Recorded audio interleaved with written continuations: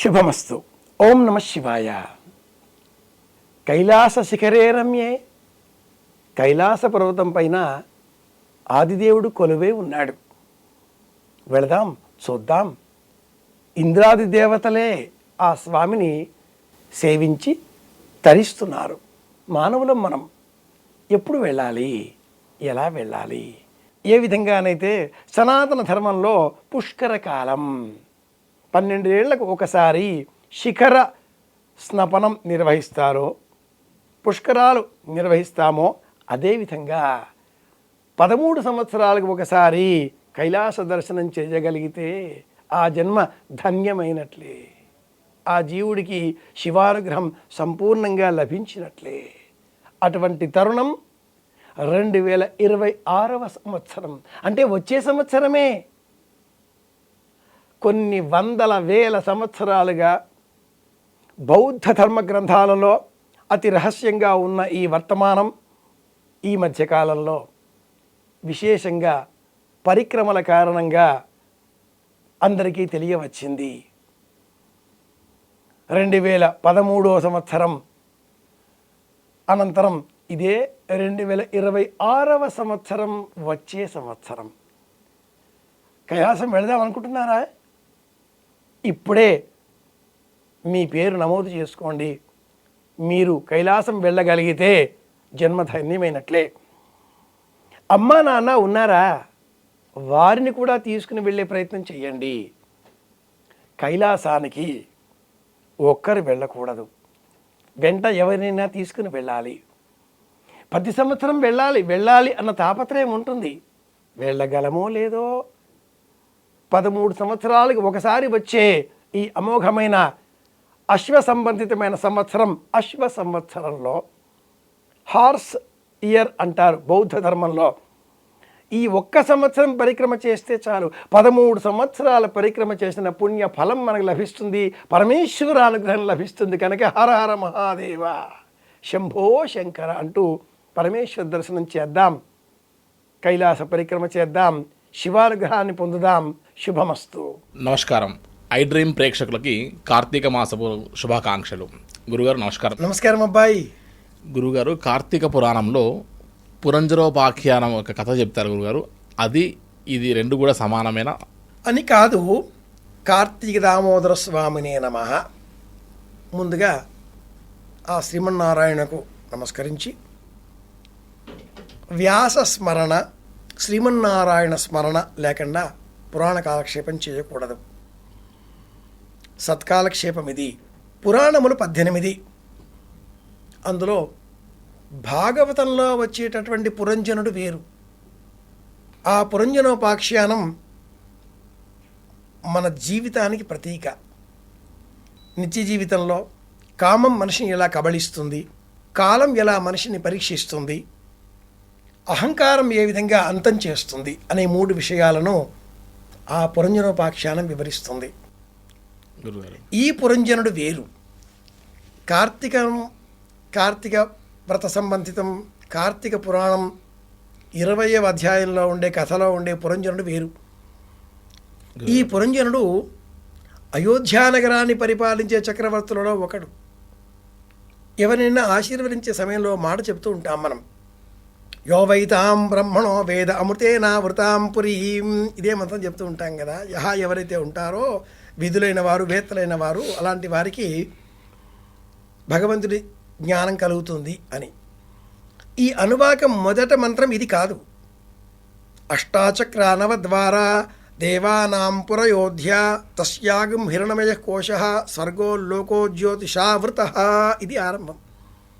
దేహం 8 చక్రాలతో, 9 ద్వారములతో, ఓడింపడానికి భేదం కానటువంటి అభేదమైనటువంటి మనస్సు అయోధ్య. అలాంటి నగరాన్ని చక్రవర్తి ఈ పురంజనుడు. కానీ దుర్మార్గుడు, అహంకారి. ద్రవ్యాన్ని దానం చేసిన దానిని కూడా తిరిగి తీసుకోవడం.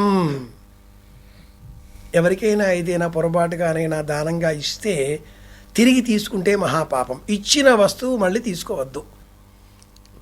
మహాభారతంలో కూడా ఇలాంటి కథ ఒకటి వస్తుంది. పొరపాటుగా ఇచ్చిన వస్తువును తన వస్తువుగా భ్రమించి ఇచ్చిన గోవులలో ఒక గోవు పొరపాటుగా మళ్ళీ తన గోసంతతిలో వచ్చి చేరితే ఆ గోవును దానమిచ్చిన కర్మకు, బాధకు, దుఃఖానికి, పాపానికి గురి అయి శేనుడు ఒక చక్రవర్తి చాలా ఘోరమైనటువంటి పాపంతో బ్రాహ్మణ శాపానికి గురి అయి దీర్ఘకాలం ఒక జీవిగా బ్రతకవలసి వస్తుంది, ముంగిసగా బతకవలసి వస్తుంది. అది వేరే కథ.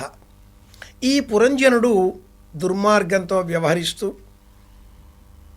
ఇతరులకు దానం ఇచ్చిన దానిని మళ్ళీ తాను స్వీకరిస్తూ అన్నీ నాదే అనుకునే ఆలోచనలు చేశాడు.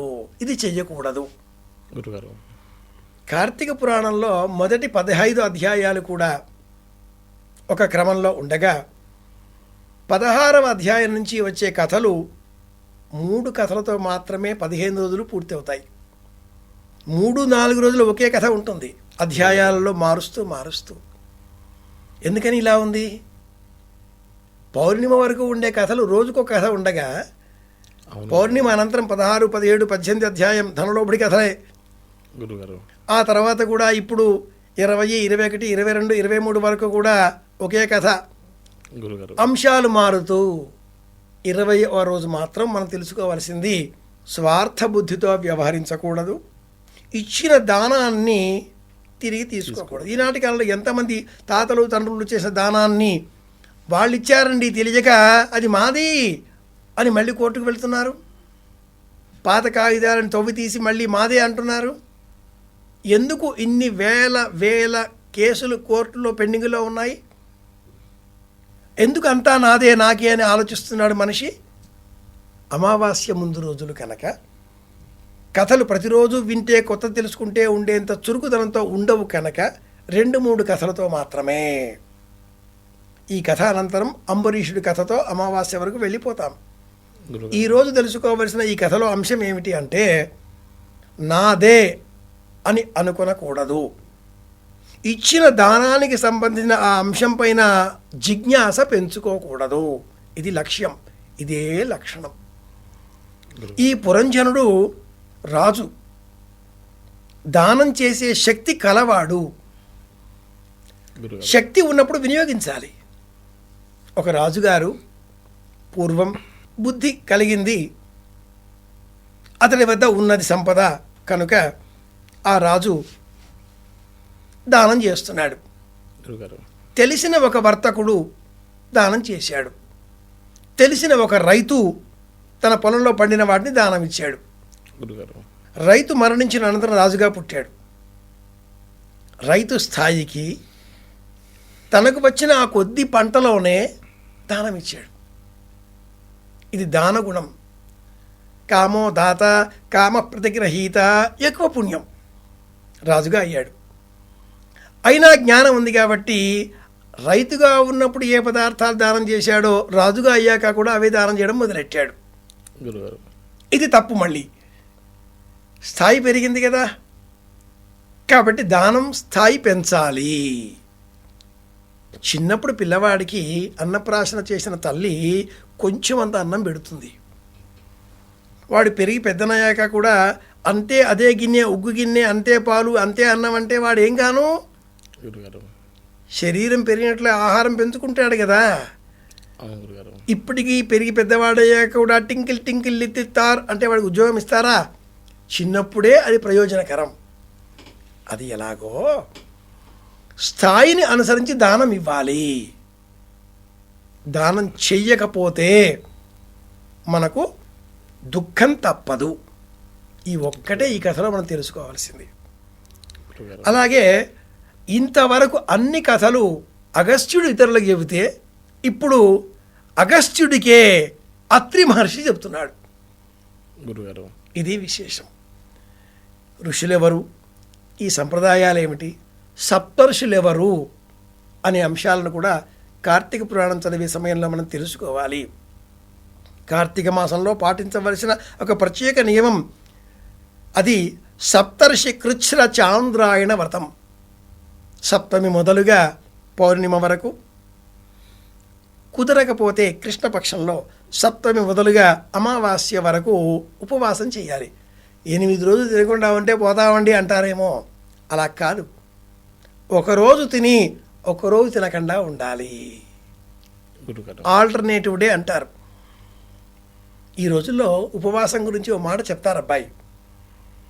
టైం డ్యూరేషన్తో ఉపవాసాలు చేయడం, ఫాస్టింగ్ అన్నదాన్ని చెబుతూ 8 hours, 12 hours, 16 hours food gap అని చెప్తున్నారు. ఇవన్నీ కార్తీక పురాణంలోనివే. చూస్తే తెలుస్తుంది, చదివితే తెలుస్తుందండి. మన పురాణాలలోనివే ఈ అంశాలన్నీ. భోజనానికి మీల్స్కి మధ్య గ్యాప్ ఉండాలి అంటారు. గురుగారు టిఫిన్ అక్కర్లేదు, లంచ్ అక్కర్లేదు, కలిపేసి బ్రంచ్ చేయండి అంటున్నారు. జీర్ణం కాదండి అంటారు. రాత్రి 8 దాటిన తర్వాత కుంభం తింటే ఆ తర్వాత మన ముందే కుంభం పెడతారు. ఇంకా మనం పోతాంగా. 8 దాటితే తినకూడదు, ఇందుకే చెప్పారు. ఇవన్నీ ఎక్కడో లేవు, పురాణాల్లో ఉన్నాయి. ఈనాటి కాలంలో మనం ఏమంటారు డైటీషియన్ తెలుసుకోనో లేకపోతే న్యూట్రిషన్ కోర్స్ చేసిన వాళ్ళను తెలుసుకుని BSc nutrition science, home science చదివిన వాళ్ళు వచ్చి చెబితే అబ్బో అవునా ఆశ్చర్యం. అవన్నీ పురాణాలను చదివితే చూస్తే తింటే తెలుస్తుంది. ఈ 20వ అధ్యాయంలో ప్రత్యేకంగా మనం దాన లక్షణాన్ని పెంచుకోవాలి, స్థాయిని అనుసరించి దానం చెయ్యాలి. ఇది తెలుసుకోవాల్సిన అంశం. గురుగారు 20వ అధ్యాయంలో కార్తీక మాసం సంబంధించినటువంటి విశేషాలను చక్కగా వివరించారు గురుగారు. ధన్యవాదాలు గురుగారు. కృష్ణార్పణం. And for more videos, Please subscribe to iDream. Please subscribe to iDream. Please subscribe iDream. And please subscribe to iDream. For more videos, subscribe to iDream. please like, share and subscribe to the channel. Congratulations, iDream. Subscribe to iDream. Subscribe to iDream. So subscribe to iDream Media. iDream ki iDream team andarki huge congratulations. Please subscribe iDream Media. Please subscribe to iDream. Subscribe iDream. Please subscribe to iDream. iDream అంటే నా కళల channel subscribe చేసుకున్న నోరు తిరుగుతలేదు. మీరైతే గంట గుర్తు కొట్టండి. For more such videos, please subscribe to iDream. Subscribe to iDream. Please subscribe to iDream. Please subscribe iDream Media. Please do subscribe to iDream. Please subscribe to iDream Media. For best entertainment and information, please subscribe iDream. And don't forget to subscribe to iDream.